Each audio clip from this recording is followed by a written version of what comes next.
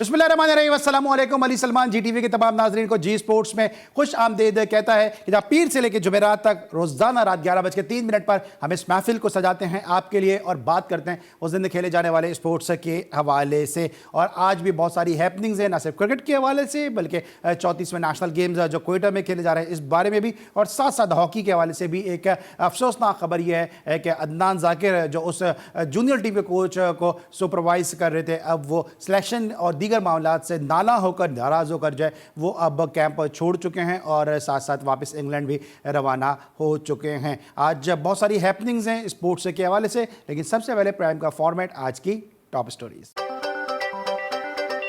भारतीय cricket board ने पाकिस्तान के साथ किसी भी किस्म की दो तरफा सीरीज खेलने से इनकार कर दिया। साबिक कप्तान सरफराज अहमद की वज़ीर आला सिंध के मामले खुसूसी अरबाब लुत्फुल्लाह से अहम मुलाकात। पाकिस्तान शाहीन्स को जिम्बाब्वे के खिलाफ पहले वनडे में 24 रन से शिकस्त का सामना। हसन अली की काउंटी क्रिकेट में शानदार हैट्रिक। पाकिस्तान का वुमेन्स क्रिकेट टूर्नामेंट का आगाज कल से कराची में होगा। कौमी जूनियर हॉकी टीम के assistant coach Adnan Zakir camp छोड़कर इंग्लैंड रवाना हो गए। 34वें इंटरनेशनल गेम्स के मुकाबले अयूब स्पोर्ट्स कॉम्प्लेक्स में जारी। फीफा ने पीएफएफ की दरखास्त पर इंग्लिश फुटबॉलर ईसा सुलेमान को पाकिस्तान से खेलने की इजाजत दे दी।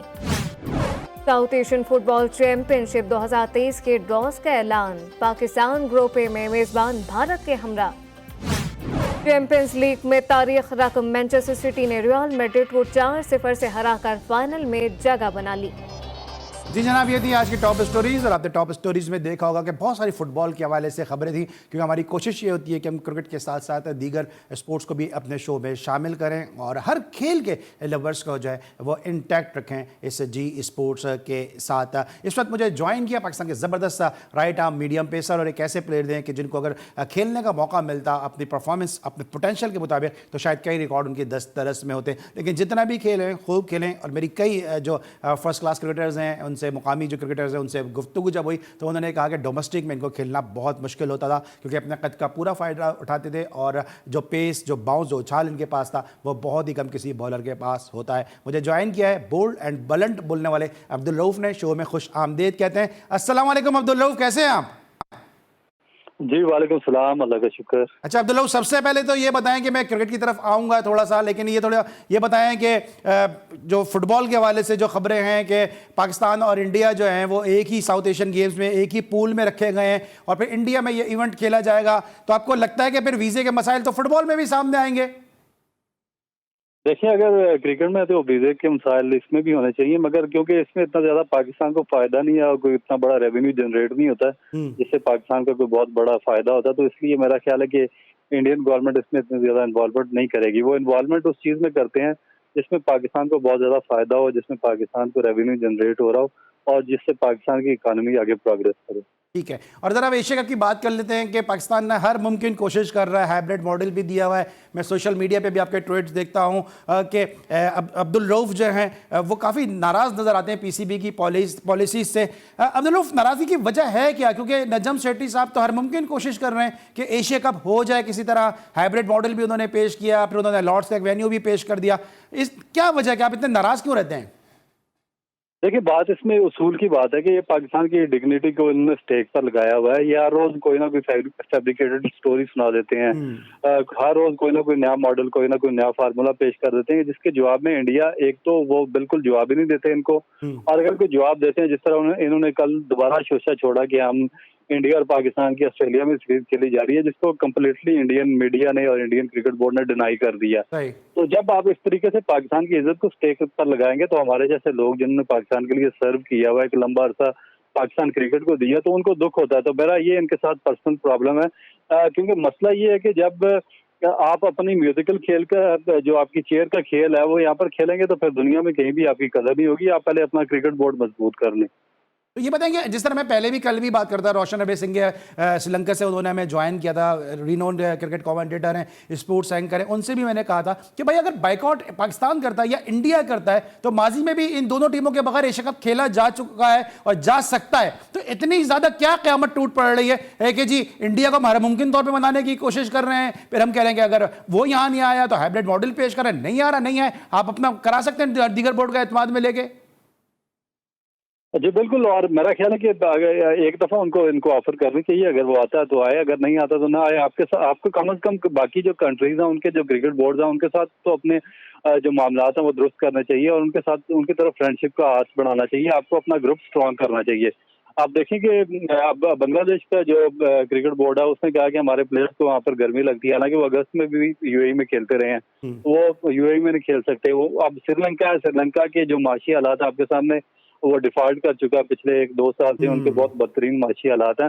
तो उनको थोड़ा सा इंडिया ने कुछ लारा लपा लगाया होगा, तो इसलिए वो चाहते हैं कि वो एशिया कप किसी तरीके से वो श्रीलंका में और वहां पर वो रेवेन्यू जनरेट कर सके। साथ उन्होंने बांग्लादेश को मिला लिया।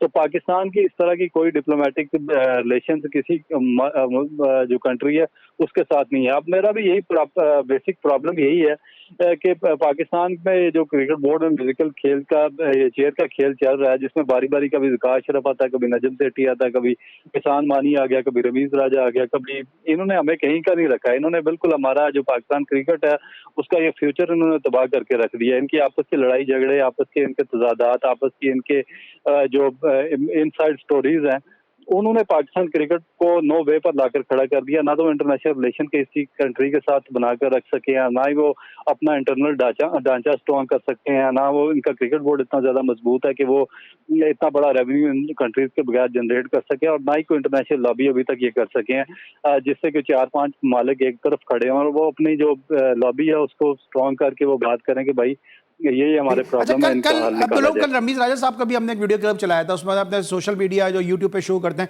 उसमें उन्होंने ये कहा था कि हैरान हूं और मेंटली ये किस फेज में है कि लॉर्ड्स को जो है वो कह रहे हैं कि एशिया कप का फाइनल वहां हो, तो लॉर्ड्स में तो किसी सूरत नहीं बनता है। अगर एशिया कप की आप बात कर रहे हैं, कोई और इवेंट हो तो चलो आप लॉर्ड्स में खेल लें उसका फाइनल या सेमीफाइनल। देखिए जो वो तो एक कॉन्टिनेंट ही डिफरेंट आ जाता है ना, तो फिर आप यूरो कॉन्टिनेंट करवा लें, तो उसमें जो यूरोप है उसको भी शामिल कर लें, इंग्लैंड को भी शामिल कर लें। तो ये तो कोई तरीका नहीं है कि आप एशिया कप तो एक एशियन कॉन्टिनेंट टीमों का है, और जो यहाँ पे इस कॉन्टिनेंट में टीमें हैं वही उसमें पार्टिसिपेट कर सकती हैं। जब एक टूर्नामेंट ही बाहर जाकर, एशिया से बाहर जाकर खेला जाएगा तो फिर वो एशिया कप आप उसको कैसे कह सकते हैं। तो मेरा ख्याल है कि एक अजीबोगरीब किस्म की इनको जल्दबाजी इसलिए पड़ी हुई है, बेसिकली ये अपने इक़्तिदार को बचाने के चक्रों में है, क्योंकि जो इनको मैंडेट दिया गया था पाकिस्तान की गवर्नमेंट की तरफ से कि डिपार्टमेंट्स को दोबारा रीइंस्टेट किया जाए और दोबारा रीजनल बॉडीज के इलेक्शन करके एक स्ट्रॉन्ग गवर्निंग बोर्ड बनाया जाए और वो जाकर आगे पाकिस्तान को रिप्रेजेंट करे, वो अभी तक करवाने में नाकाम रहे हैं। तो ऊपर जो इनके बारे में बातें वगैरह चल रही हैं हल्कों में, और जिस तरह पाकिस्तान के जो वज़ीर खेल है उनका बयान आया था कि जो रिगिंग जिस तरीके से ये मैनिपुलेशन कर रहे हैं नीचे इलेक्शंस में, उसको काउंटर करने के लिए ये मेरा ख्याल है कि टार्जन बनने की कोशिश कर रहे हैं और हर रोज कोई ना कोई नया फार्मूला ये दे देते हैं मीडिया को, और जिससे आवाम तो खुश हो जाती है मगर हकीकत में उसका किसी से कोई ताल्लुक नहीं। ठीक है, और फार्मूले की बात की तो एक और फार्मूला भी दिया है जिसपे इंडिया ने आज जो है वो बड़ी स्ट्रांगली उन्होंने इस फार्मूले को रिजेक्ट कर दिया, और वो है बायलैटरल सीरीज इंटरेस्ट अपना शो नहीं किया। इस पर बात करेंगे अब्दुल रऊफ से एक छोटे से ब्रेक के बाद।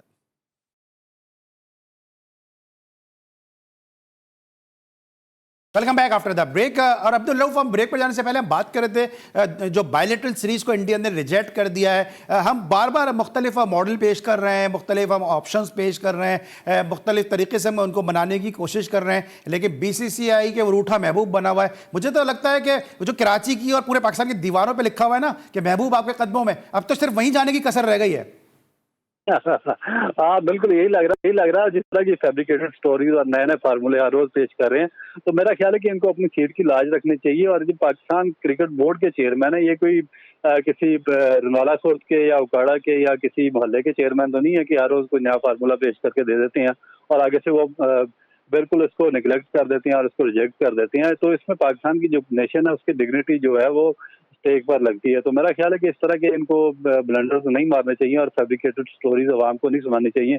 अपने आप को फेम देने के लिए। तो पाकिस्तान की इज्जत का कुछ ख्याल करना चाहिए। ठीक है। अच्छा, आपने इज्जत की बात की, लेकिन आपको ये लगती है बात अजीब सी कि जो पाकिस्तान क्रिकेट बोर्ड का जो मीडिया डिपार्टमेंट है, जहां माजी में हम देखते थे कि बहुत ज़्यादा लोग बात करते थे, मुख्तलिफ लोगों की बातों को बड़ा हाईलाइट करते थे। बाबर आजम जो है वो टॉवल लेकर अंदर आ रहा है तो वो कुछ लोग उसको हाईलाइट करके अपनी नौकरी बचाते थे, कुछ उससे प्रमोशन लेते थे कि बाबर आजम ने ये कर दिया।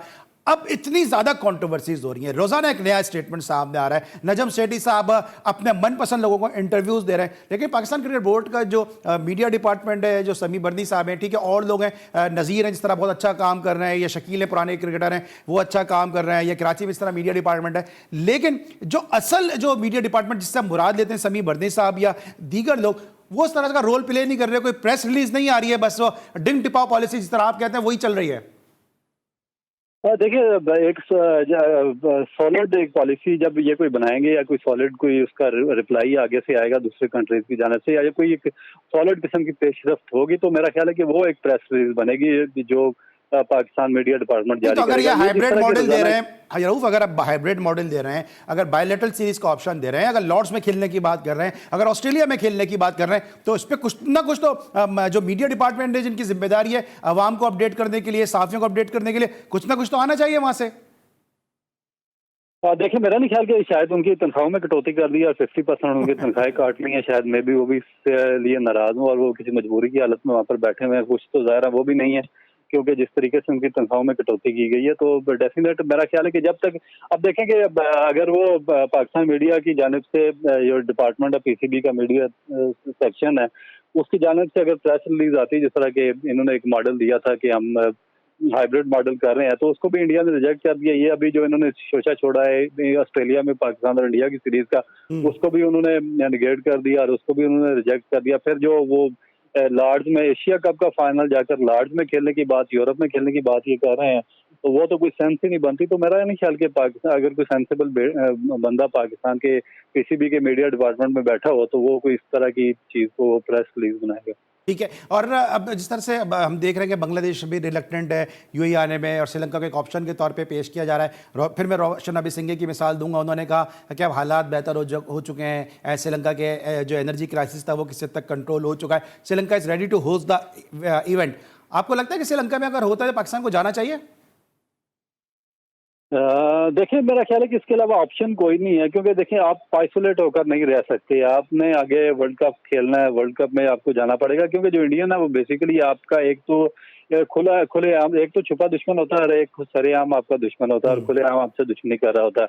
तो वो उसी लेवल पर उतर आए हैं। उनको पता है कि पाकिस्तान की जो इकॉनमी और डिजास्टर का शिकार है, इंस्टेबिलिटी पॉलिटिकल सिचुएशन में है, और जो पाकिस्तान क्रिकेट बोर्ड है वो क्राइसिस का शिकार है। उसकी जो मैनेजमेंट है उसको अपनी टांगे उसकी स्ट्रांग नहीं है। हर 3-4 महीने बाद कोई नया बंदा आ जाता है, बोर्ड बदल जाता है, उसके बाद जो इनका अपना जो डोमेस्टिक का स्ट्रक्चर है वो लड़खड़ा रहा है, वो कुछ तरह का कोई स्ट्रांग गवर्निंग बोर्ड इनका नहीं है। तो इस चीज का वो फायदा उठाते हैं, और वो देखेंगे उनको एग्जैक्टली पता है कि आगे वर्ल्ड कप है। वर्ल्ड कप क्योंकि आईसीसी का इवेंट है तो उसमें पाकिस्तान को पार्टिसिपेट करना पड़ेगा।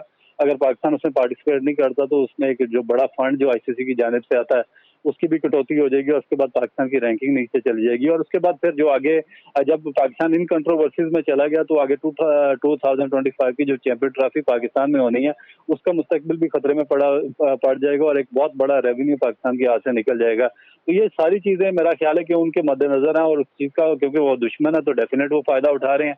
तो हमारा जो प्रॉब्लम ये है कि हम इस तरह की कोई लॉन्ग टर्म प्लानिंग कर नहीं सके। हमारी वो जिस तरह मैंने बात की है कि म्यूजिकल जो चेयर है उसका खेल अभी तक चल रहा है, कभी कोई आता है कभी कोई आता है, कोई इनकी स्ट्रांग पॉलिसी नहीं है। अभी देखेंगे न्यूजीलैंड ने अपनी बी टीम यहाँ पर भेजी है। अब क्वेश्चन ये है कि अगर कोई स्ट्रांग क्रिकेट बोर्ड होता है, चेयरमैन यहाँ पर होता है अथॉरिटी वाला, तो वो कम अज कम वो उनसे क्वेश्चन तो कर सकता था कि भाई इस तरह की बी टीम आप पाकिस्तान की बायलैटरल सीरीज में क्यों भेज रहे हैं जब हमारे ऑलरेडी टीमें नहीं आ रही और हमें क्रिकेट की जरूरत है। अब मेरा क्वेश्चन ये है कि क्या न्यूजीलैंड में इतनी करेज है क्रिकेट बोर्ड में कि वो इंग्लैंड, ऑस्ट्रेलिया या इंडिया के दौरे पर भी अपनी बी या सी टीम इस तरह भेज सकता है? तो इस पे भी ये खुशी के शादियां बजाते रहे। तो ये अच्छा, थोड़ा सा और भी मुझे आपसे मुख्तलिफ बातें करनी है। कहा जाता है कि क्रिकेट बोर्ड में क्रिकेटर का होना बड़ा जरूरी है। पिछले दौर में रमीज राजा साहब थे, जबरदस्त प्लेयर थे, पाकिस्तान के फॉरवर्ड कैप्टन थे, 2 डिपार्टमेंट उन्होंने बड़े जबरदस्त तरीके से पीएनएससी और एलाइट बैंक को उन्होंने रन भी किया और बड़े अच्छे तरीके से उन्होंने कमांड भी की। लेकिन अगर मैं आपसे पूछता हूँ तो दोनों चेयरमैन नजम सेठी साहब और रमीज राजा साहब, किसका दौर आपको बेहतर लगता है, या आपको लगता है कौन कम बुरा है? देखिए बात ये है कि जो रमीज राजा ने बेसिकली कोई ऐसा गलत काम किया नहीं है कि एक तो करप्ट नहीं थे, दूसरा स्ट्रेट फॉरवर्ड आदमी थे और तीसरा क्रिकेट उन्होंने बहुत ज्यादा खेली हुई थी और उनका एक बहुत ज्यादा जो इंटरनेशनल सतह पर उनका बहुत ज्यादा बड़ा एक्सपोजर था। तो उसमें अब रमीज राजा को जिस चीज का लॉस हुआ, जिस चीज का नजम सेठी और उनके ग्रुप ने फायदा उठाया, वो ये इमरान खान की पॉलिसीज थी। अब इमरान खान ने जितने भी डिपार्टमेंट थे पाकिस्तान को, जिस तरह आपको पता है कि उनको बंद कर दिया और इससे एक बहुत बड़ी तादाद जो स्पोर्ट्समैन की थी वो बेरोजगार हो चुकी थी और उसका एक बहुत बड़ा फॉल आउट है। जो इवन जो एक न्यूट्रल आदमी मेरे जैसे लोग जो थे या वो उन्होंने भी उसको बहुत ज्यादा शिद्दत के साथ इस चीज की मुखालफत की क्योंकि एक बहुत बड़ा तबका नौजवानों का उससे स्ट्रगल कर रहा था। उस चीज को इन लोगों ने हाईलाइट किया और उस चीज का फायदा उठाया ये नजम सेठी और इनका जो बाकी ग्रुप है। तो जब प्राइम मिनिस्टर शहबाज शरीफ ने डिपार्टमेंट को दोबारा रिवाइव किया तो वो सारा क्रेडिट ये लोग ले गए, इन्होंने रीजन्स को भी दोबारा करवा दिया और इस तरह के। मगर जिस तरीके से ये पास्ट में ये पाकिस्तान क्रिकेट बोर्ड को ये लोग चलाते रहे तो उसमें करप्शन भी थी, उसमें नेपोटिज्म अच्छा, भी थी, करप्शन की भी बात की है, आपने थी। करप्शन की भी बात की, आपने रीजन की भी बात की है। अभी बहुत ज़्यादा बातें आ रही हैं कि जी जो इलेक्शन हो रहे हैं, रीजन्स के इलेक्शन हो रहे हैं, जो एसोसिएशन के इलेक्शन हो रहे हैं, उसमें बहुत ज़्यादा जो है वो ओहदों की बंदरबाट हो रही है, उसमें जो है ट्रांसपेरेंसी नहीं है। आप क्रिकेट से जुड़े हुए भी हैं और बड़े करीब से आप देखते भी हैं इन मामलात को। आपके नज़र में भी कोई ऐसा केस सामने आया या आपने भी ऐसा कुछ होते देखा? देखिए एक बेसिक प्रिंसिपल ये है कि जब आप किसी को मैनेजमेंट कमेटी में डालते हैं या निगरान, आप फर्ज किया कि मैं आपको दूसरे एग्जांपल देता हूँ, जिस तरह आपने पंजाब की निगरान गवर्नमेंट बनाई है या पेशावर की, ये कैसे हो सकता है कि जो मोहसिन नकवी साहब हैं वो खुद इलेक्शन में एमएनए का टिकट लेकर खड़े हो जाएं और वो मैनिपुलेशन शुरू कर दें अपने लिए। इस तरीके से सिस्टम नहीं चलता। अब जो पाकिस्तान क्रिकेट बोर्ड की जो मैनेजमेंट कमेटी गवर्नमेंट ने बनाई है उनका काम उन्होंने कहा था कि आपने ये जो 2014 का जो आइन है उसको बहाल करवाना है और उसके बाद जो रीजन और डिस्ट्रिक्ट लेवल के इलेक्शन करवाने हैं, एक स्ट्रॉन्ग गवर्निंग बोर्ड बनाना और डिपार्टमेंट्स को रिवाइव करना है। तो जब मैनेजमेंट कमेटी के अरकान खुद ही इलेक्शन में इंटरप्ट करना शुरू कर दें, खुद ही जो इलेक्शन के प्रोसेस है उसमें हिस्सा लेना शुरू कर दें, तो फिर न्यूट्रलिटी किधर रह जाएगी, फिर हर तरफ से आवाजें उठेंगी। और ये सिर्फ मैं नहीं कह रहा, जो आपके वजीर खेल हैं जिनके पास स्पोर्ट्स की वजारत है, उन्होंने भी इस पर शदीद तावजात का इजहार किया और उनका आप स्टेटमेंट सुन लें। उन्होंने कहा जी कि मुझे पूरे पाकिस्तान से बेताशा शिकायत मिली है कि जिसमें इस तरीके से रिगिंग और या जो मैनिपुलेशन है। अच्छा अब्दुल ये बताएं मैनेजमेंट अब्दुल ये बताएं कि मेरी आप इंटरनेशनल रिलेशन के स्टूडेंट हैं, माशाल्लाह मास्टर्स हैं इस सब्जेक्ट के अंदर, थोड़ी मेरी भी इस सब्जेक्ट के बारे में थोड़ी सी मेरी भी जानकारी है। ये बताएं कि अब जो पाकिस्तान जो प्राइम मिनिस्टर गए, जो फॉरेन मिनिस्टर गए थे बिलावल भुट्टो जरदारी साहब, और जो उनको जिस तरह से ट्रीट किया गया गोवा में, उसके बाद आपको लगता है कि उन्होंने भी आगे अपनी राय दी होगी, अपना एक क्लियर कट मैसेज दिया होगा कि इंडिया में ऐसे हालात नहीं है। और जो मेरी इनसाइड स्टोरीज हैं वो ये कहती हैं कि यहाँ पे क्लियर इंस्ट्रक्शन मिल चुकी हैं कि अगर इंडिया नहीं आता तो पाकिस्तान भी वर्ल्ड कप में नहीं जाएगा। बिल्कुल। देखिए आज इस तरीके से हमारे जो फॉरेन मिनिस्टर हैं उनको ट्रीट किया गया है, इंतहाई बेशर्मी की, इससे ज्यादा बदतरीन मिसाल पूरी दुनिया की तारीख में कहीं नहीं मिलती। क्योंकि जब आपके कंट्री में कोई दूसरे कंट्री का सफारतकार आ गया है या जो फॉरेन मिनिस्टर आ गया तो वो आपका गेस्ट है, वो एक आपका जो स्टेट गेस्ट है और स्टेट गेस्ट को इज्जत देना, उसको प्रोटोकॉल देना और इसकी इज्जत करना आप पर एक मॉरल तरीके से यहाँ पर फर्ज हो जाता है। मगर जिस तरीके से उनको वहां पर ट्रीट किया गया उससे ज्यादा बॉन्डिंग मिसाल पूरी दुनिया की हिस्ट्री में नहीं मिलती। और उसके बाद मेरा नहीं ख्याल कि पाकिस्तान की गवर्नमेंट एक सॉफ्ट एक्शन लेगी, उनको डेफिनेट एक स्ट्रिक्ट एक्शन की तरफ ही जाना पड़ेगा। ठीक है। और अभी आपने कहा कि इस तरह से उनको ट्रीट किया गया, इसकी मिसाल नहीं मिलती, क्योंकि हम तो वो कौम है कि हम तो अभिनंदन को भी चाय पिलाते हैं और वो चाय की तारीफ भी करता है, और हमारे फॉरेन मिनिस्टर को भी उन्होंने सही तरीके से ट्रीट नहीं किया। अब थोड़ा सा बात कर लेते हैं, ये जो हमारी जो शाहीन टीम खेल रही है जिम्बाब्वे में और अंडर 19 जो तीनों ट्रॉफीज जीत चुकी है, मिनी टेस्ट उन्होंने जीता, वनडे सीरीज जीती, सीरीज का वाहिद T20 मैच जीता, आपको लगता है पाकिस्तान का मुस्तकबिल महफूज हाथों में? क्योंकि शाहीन भी अच्छा परफॉर्म कर रहे हैं, गो कि उनको शिकस्त जरूर हुई है वनडे में, लेकिन जिम्बाब्वे की फुल फ्लैश टीम खेल रही थी, तैयारियों के लिए वो इस सीरीज को ले रहे हैं। पाकिस्तान के नौजवान खिलाड़ी थे, लेकिन अंडर 19 हमारा बहुत अच्छा खेली है बांग्लादेश में, जो हमें हमारे ग्राउंड पे हरा के गई है। मुस्तकबिल महफूज है पाकिस्तान का? ये देखना पड़ेगा क्योंकि जो पाकिस्तान की अंडर 19 क्रिकेट है उस पर हमेशा से सवालिया निशान रहे हैं। उसमें क्योंकि जो एज का प्रॉब्लम है बाकी कंट्रीज के निस्बत पाकिस्तान में बहुत ज्यादा रहा और यहाँ पे बड़ी एज के लोग यहाँ पाकिस्तान की अंडर 19 टीम में खेलते रहे हैं और सिलेक्ट भी होते रहे हैं। असल प्रॉब्लम ये आता है कि जब आप नेशनल टीम में आते हैं तो फिर आप वो डिजास्टर का शिकार हो जाते हैं। तो यही टीम जब दूसरी अच्छी टीमों के खिलाफ, जिस तरह इंग्लैंड है, साउथ अफ्रीका, वेस्ट इंडीज या इंडिया, उसके अलावा ऑस्ट्रेलिया में जाकर खेलेगी, तो उसके बाद आप कुछ कह सकेंगे। क्योंकि एक तो जो जिम्बाब्वे और जो बांग्लादेश है उनकी रैंकिंग वैसे ही दुनिया में सबसे डाउन है। और उनकी जो मेन नेशनल टीम है उसकी रैंकिंग बहुत ज्यादा डाउन है, तो उनकी जो ए टीम या अंडर-19 टीम है उसको तो बिल्कुल किसी रैंकिंग में और किसी क्लास में आप उनको कंसीडर नहीं कर सकते।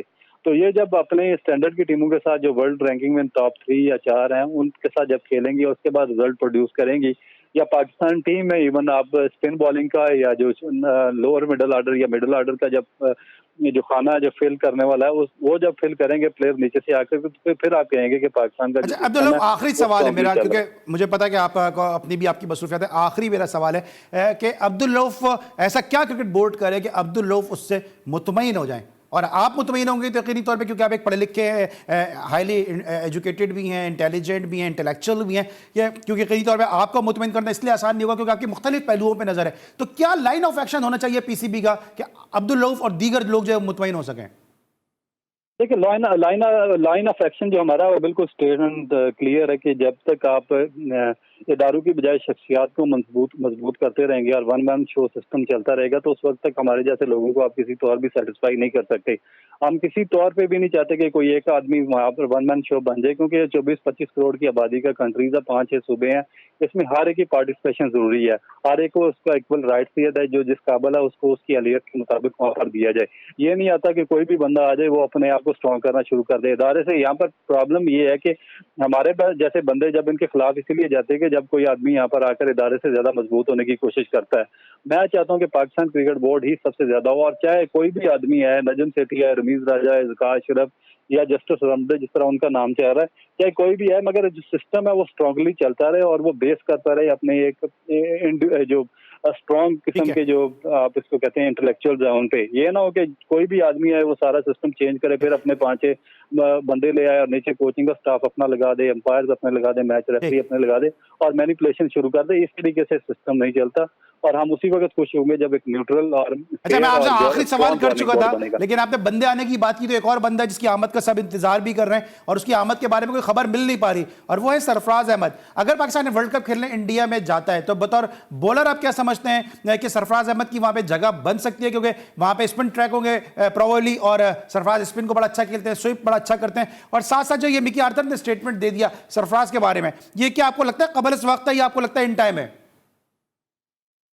देखिए मेरा ख्याल है कि सरफराज की जगह बनती है, क्योंकि एक तो वो मिडिल ऑर्डर में खेलते हैं नीचे और लोअर मिडिल ऑर्डर में खेलते हैं। तो जब आप इंडिया में जाएंगे तो मेरा नहीं ख्याल कि जो आपके ऑलराउंडर्स हैं जिस तरह नवाज है या शादाब है या उसके बाद फहीम अशरफ है, ये कोई इतना ज्यादा वहाँ पर परफॉर्म कर सकेंगे, और आप इनसे एक्सपेक्ट भी नहीं कर सकते कि ये अच्छी टीमों के खिलाफ आपको lower down the order matches वगैरह जितवा देंगे। आपको वहाँ पर स्पेशलिस्ट बैट्समैनों की जरूरत है। तो मेरा ख्याल है कि सरफराज में अभी भी एबिलिटी है, वो खेल भी सकता है, फिट भी है, फॉर्म में भी है। तो मेरा ख्याल है कि अगर उसको मिडिल ऑर्डर में वहां पर लेकर जाया जाए 50 ओवर्स में, तो ये इसमें कोई मुज़ाहिरा नहीं है। ठीक है, thank you so much. Abdul Rauf हमारे साथ मौजूद थे और इंतहाई मशकूर हैं अब्दुल रऊफ के कि अपनी गुनागू मसरूफियात में निकाला और जी स्पोर्ट्स के लिए वो रात के इस पहर हमें दस्तयाब हुए। इस पर लेंगे ब्रेक, और जब ब्रेक के बाद वापस आएंगे तो बात करेंगे ज़रा दीगर खेलों के हवाले से, क्योंकि फुटबॉल के हवाले से बड़ी खबर ये है जनाब कि चैंपियंस लीग में एक तारीख रकम हो गई है। क्या हुआ है उस पर बात करेंगे थोड़ी ब्रेक के बाद।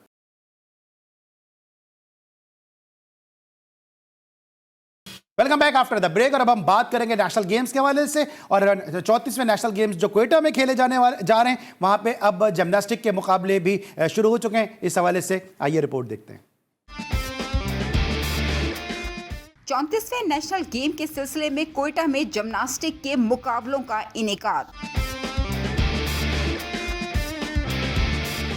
एथलीट्स ने फ्लोर, पामल हॉर्स, पुलिंग और रिंग पर कमाल जिस्मानी महारतों के मुजाहिरे किए।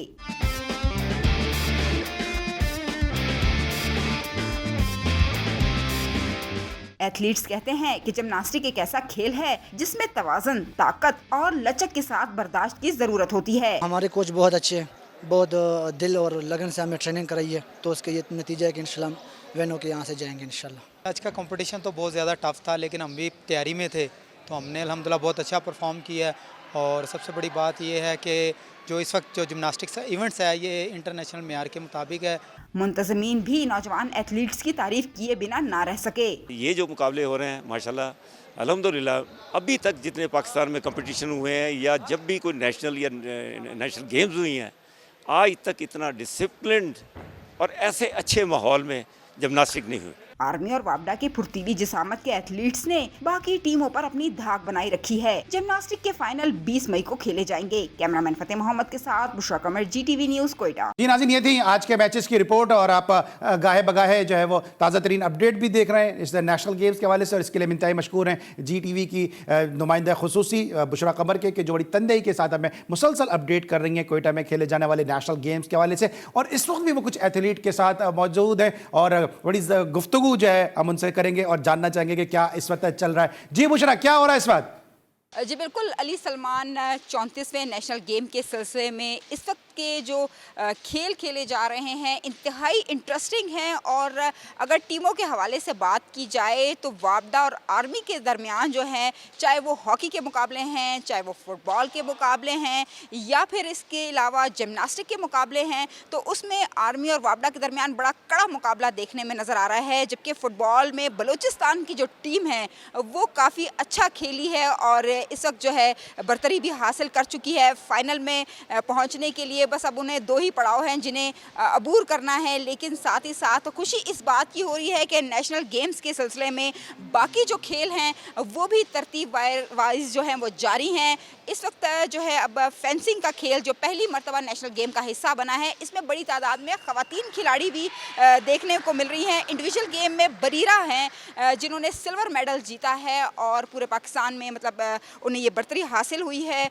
पश्तून फैमिली से ताल्लुक़ रखती हैं, उनसे भी बात कर लेते हैं कि किस तरह से ये कंपटीशन उन्होंने देखा। तो बरीरा बताएं कि बड़ी खुशी की बात है कि कोयटा की एक लड़की जो पश्तून फैमिली से ताल्लुक़ रखती है, कैसा कंपटीशन था, कितना मज़ा आया और क्या कहेंगी? जी, पहले तो जैसे आपने बोला, मैं पश्तून कबीले से ताल्लुक़ रखती हूँ और घर से निकलना सबसे पहले बहुत मुश्किल था। और मैं अपने अम्मी अबू की शुक्रगुज़ार हूँ पूरी फैमिली की कि उन्होंने मुझे सपोर्ट किया, उन्होंने मुझ पे भरोसा किया और आगे भेजा और अल्हम्दुलिल्लाह मैंने सिल्वर विन किया पूरे आल पाकिस्तान में। और GTV की शुक्रगुज़ार हूँ कि उन्होंने पूरे पहले दिन से ही फेंसिंग को सपोर्ट किया। सिर्फ फेंसिंग को ही नहीं बल्कि पूरे नेशनल जो हो रहे हैं उनमें से हर खेल को सपोर्ट किया है GTV ने।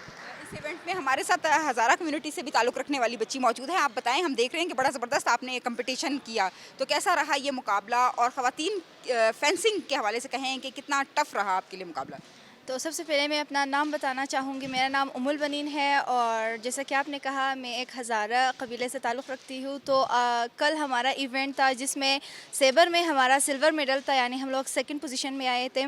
तो हमें पहले बहुत ज़्यादा नर्वसनेस हुई थी, घबराहट हुई थी कि इतने ज़्यादा प्लेयर्स को हराना आसान काम नहीं है। तो फिर भी हमने हिम्मत किया और बलूचिस्तान के लिए हमने ये हिम्मत किया कि हमने बलूचिस्तान का नाम रोशन करना है गोल्ड मेडल ला के। तो हमने अपनी पूरी कोशिश की, लेकिन फिर भी हमें 2nd पोजीशन मिली और सिल्वर मेडल हमने हासिल किया। चलिए देखिए, सिल्वर मेडल मिला, लेकिन कोशिश करना भी जो है एक वो बहुत बड़ी बात होती है।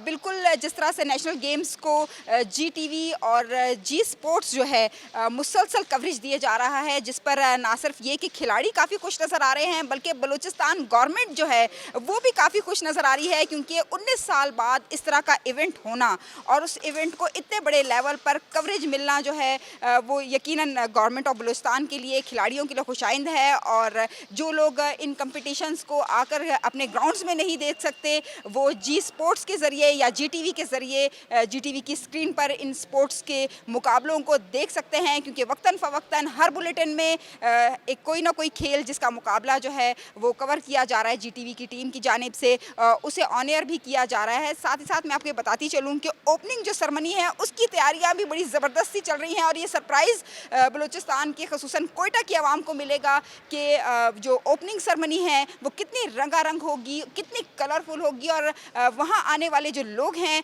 वो उस ओपनिंग सेरेमनी में कितना एंजॉय करेंगे।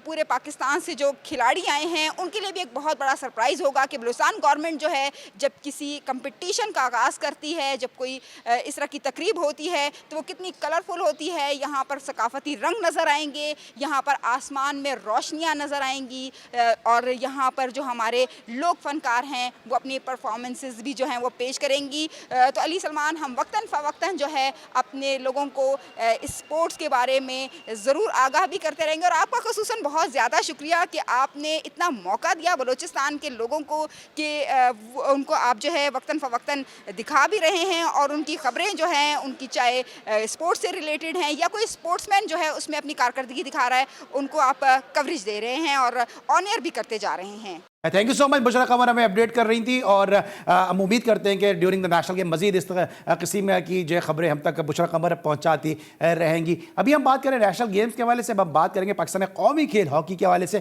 कि जहाँ से कोई अच्छी खबर नहीं आई है। और एक जो जूनियर कैंप लगा था उसके जो असिस्टेंट कोच थे अदनान जाकिर, वो सिलेक्शन और दीगर मामला के हवाले से नाराज होकर वापस इंग्लैंड रवाना हो चुके हैं। अदनान जाकिर का स्टेटमेंट आया, उनका ये कहना था कि मौजूदा सेटअप में काम करना बहुत मुश्किल था, मैं समझौता कर नहीं सकता था, अगर ऐसे ही काम करना है तो फिर हॉकी के मामला दुरुस्त नहीं हो सकते। और साथ साथ उन्होंने कहा कि मैंने अपनी जेब से टिकट लिया और पाकिस्तान आया, लेकिन यहाँ पर जो था उनके मामला से वो मुत्तफिक नहीं हो सके। इसके अलावा आपको बताते चलें कि ये तो अदनान जाकिर ने स्टेटमेंट दिया, जबकि जो एकमैन जो पाकिस्तान के हॉकी टीम के नेशनल हॉकी टीम के फॉर्मर कोच थे, उनका भी कहना यही था कि पाकिस्तान में हॉकी के मामला जो है वो दुरुस्त डायरेक्शन में नहीं है और यही वजह है कि पाकिस्तान का कौमी खेल हॉकी फ्लरिश नहीं कर पा रहा। जहाँ एक जानिब हम बात कर रहे हैं नेशनल गेम्स के हवाले से, वहीं हमें बड़ा अफसोस है कि पाकिस्तान का जो कौमी खेल है हॉकी, ये इन्हीं हरकतों की वजह से जो है ज़बूहाली का शिकार है। वो कि बड़ी कोशिश कर रहे हैं, हैदर हुसैन काफ़ी वो स्पॉन्सर्स भी लेकर आ रहे हैं, कुछ मुख्तलिफ किस्म की लीग्स भी करा रहे हैं,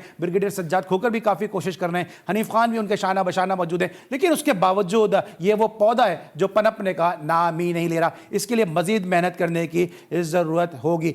हॉकी की हमने बात की, अब हम थोड़ी बात करेंगे फुटबॉल के हवाले से कि जहाँ पे मैनचेस्टर सिटी ने कमाल कर दिया जनाब, और इस हवाले से जो है वो मैनचेस्टर सिटी को यकीनी तौर पे मुबारकबाद की वो मुस्तहिक है। और इस मैच को डिस्कस करने के लिए मौजूद हैं हमारे फुटबॉल एक्सपर्ट और नौजवान जो है वो एनालिस्ट भी हैं। तलहा हमारे साथ मौजूद हैं, तलहा से हम जानेंगे। तलहा ये बताइएगा कि क्या ज़बरदस्त परफॉर्मेंस रही है, कमाल की परफॉर्मेंस दी हमें मैनचेस्टर सिटी ने? हैरानी की बात है, इतनी dominance against a team like real Madrid. मुझे याद नहीं है कि कब मैंने लास्ट टाइम ऐसी डोमिनेंस देखी है। ओके, 14 टाइम्स यूरोपियन चैंपियंस है रियल मैड्रिड, डिफेंडिंग चैंपियंस भी है, लास्ट ईयर भी चैंपियंस लीग फाइनल जीते थे Real Madrid against Liverpool. But I think credit goes to Manchester City and their coach Pep Guardiola. जिस तरह की टीम लास्ट 4-5 सालों में कंस्ट्रक्ट की है मैन सिटी ने, आई थिंक क्रेडिट्स देने चाहिए। हाँ, तनकीद भी होती रही है कि स्पेंडिंग बहुत ज़्यादा की है, प्लेयर्स पे बाई किए हैं, around 815 million pound gross spend है मैन सिटी का। बट अगेन फिल फॉर्डन जैसे प्लेयर्स भी डेवलप किए हैं, तो I am upset as a Real Madrid fan, but I am happy that a team that was better on the day won the match. I think Real Madrid के जो players थे, जो first half हम देख रहे थे, बिल्कुल ball नहीं मिली 30 मिनट्स तक। तो मैंने नहीं देखी कि रियल मैड्रिड के पास बॉल आई हो या कोई अटैक किया और रियल मैड्रिड के प्लेयर्स ने ज़्यादा कोई कॉन्फिडेंस दिख नहीं रहा था। फिर वही एक बात है कि जो विनीशियस जूनियर और रॉड्रिगो जो कि विंगर्स हैं, वहाँ तक रियल मैड्रिड बॉल नहीं पहुँचा पा रहा था। बेंजेमा एक अलोन वहाँ पे मिड में नजर आ रहा था और वो उसको भी बॉल रिसीव नहीं कर पा रहे थे midfielders. So I think overall performance जो है तमाम प्लेयर्स की बहुत खराब रही है। थीबो कोर्टवा जो कि ऑफ कोर्स गोलकीपर है रियल मैड्रिड के, बहुत अच्छे सेव्स उन्होंने किए, बट आई थिंक खाली गोलकीपर मैच नहीं जिता सकता। हाँ, लास्ट ईयर के चैंपियंस लीग फाइनल जरूर थीबो कोर्टवा ने जिताया था, लेकिन I think man city was better on the day and that's why they won that match. Okay, Tara, it's the second occasion when Manchester City has entered into the final. So, who will be a favorite in the final in your eyes? सब Manchester city और Inter Milan, वैसे जब final जब ये decided हुआ तो कोई match नज़र नहीं आ रहा, और जो फुटबॉल पंडित्स हैं वो भी ये बात करें कि कोई मैच नज़र नहीं आ रहा, क्योंकि बहुत स्ट्रॉन्ग टीम है इस वक्त मैनचेस्टर सिटी की। प्रीमियर लीग जीतने के बहुत करीब है, सिर्फ एक मैच बाकी है, एक मैच जीतेंगे तो प्रीमियर लीग उनके पास आ जाएगी। आर्सेनल जो कि प्रीमियर लीग में सेकंड पोजीशन पे, काफ़ी अच्छा फाइट बैक उन्होंने किया, काफ़ी क्लोज थे मैनचेस्टर सिटी के, लेकिन अब एक और मैच है, वो मैच जीतेंगे मैन सिटी तो they will have their hands on that silverware, league trophy वो लोग जीत जाएंगे। लेकिन अगर इंटर मिलान की बात करें, 2010 के बाद पहली बार फाइनल में ये लोग पहुंचे हैं, और जोसे मोरिनियो का वो दौर था 2010 का, जब ट्रेवल सीजन था इंटर मिलान का। 3 ट्रॉफीज उन्होंने, लीग कप था, लीग जीती उन्होंने, इटालियन लीग, उसके बाद चैंपियंस लीग के विनर्स हुए। लेकिन 13 साल बाद तो फाइनल में आए, एक नई टीम है, नए कोच हैं, तो फेवरेट्स वो तो नजर नहीं आ रहे। लेकिन मैन सिटी के 4-5 साल की इनकी ग्रोथ है, एक टीम इन्होंने कंस्ट्रक्ट किया, I think they are the favourites in this year's final. लेकिन क्योंकि मैन सिटी दूसरा अपना फाइनल खेलने जा रही है, पहला फाइनल 2021 का मुझे आज भी याद है, काय हैवर्ट्स का गोल फॉर चेल्सी ने वो फाइनल जीत लिया था। तो कुछ कहा नहीं जा सकता कि फाइनल जब गेम होती है तो ये सिर्फ वन लेग गेम होती है, यानी एक 90 मिनट्स हैं, उसके अंदर आप जो कर सकते हैं आप कर सकते हैं। तो अगर इंटर मिलान का कोई चांसेस हुए अपसेट करने के तो एक बड़ा अपसेट भी हो सकता है। Inter Milan can win another trophy, 3 bar European champions बन चुके हैं। Man city on the other hand कोई भी यूरोपियन चैंपियन नहीं है इस टीम के अंदर, ना मैन सिटी कभी चैंपियन बनी है, ना इनका प्लेयर किसी और टीम के साथ कभी चैंपियंस लीग जीता है। तो ये काफ़ी टफ होगा मैन सिटी के लिए एक मेंटालिटी लेके जाना। तो let's see if they can do it. Thank you so much तला आलमगीर, हमें अपडेट कर रहे थे चैंपियंस लीग के हवाले से और मैनचेस्टर सिटी को इसलिए थोड़ा सा और भी सपोर्ट पाकिस्तान की हासिल होगी क्योंकि कहा जाता है ये पाकिस्तानी फैसलाबाद है। तो डेफिनेटली मैनचेस्टर सिटी ने जिस खेल का मुजाहरा किया उसके लिए उसका प्रेज बनता भी है। आज अब्दुल्लौफ हमारे साथ मौजूद थे, बुशरा कमर ने हमें अपडेट किया नेशनल गेम्स के हवाले से, और साथ साथ तला आलमगीर नौजवान फुटबॉल एनालिस्ट हमारे साथ मौजूद थे। आप तीनों का बहुत बहुत शुक्रिया कि आपने जी स्पोर्ट्स को वक्त दिया। इस वीक का ये हमारा लास्ट शो था, इंशाल्लाह नेक्स्ट वीक जिंदगी रही और हालात ने इजाजत दी, एक दफा फिर आपकी खिदमत में हाजिर होंगे। उस वक्त तक के लिए अली सलमान को पूरी प्रोडक्शन टीम के साथ इजाजत दीजिए। अपना बहुत ख्याल रखिए। अल्लाह हाफिज़।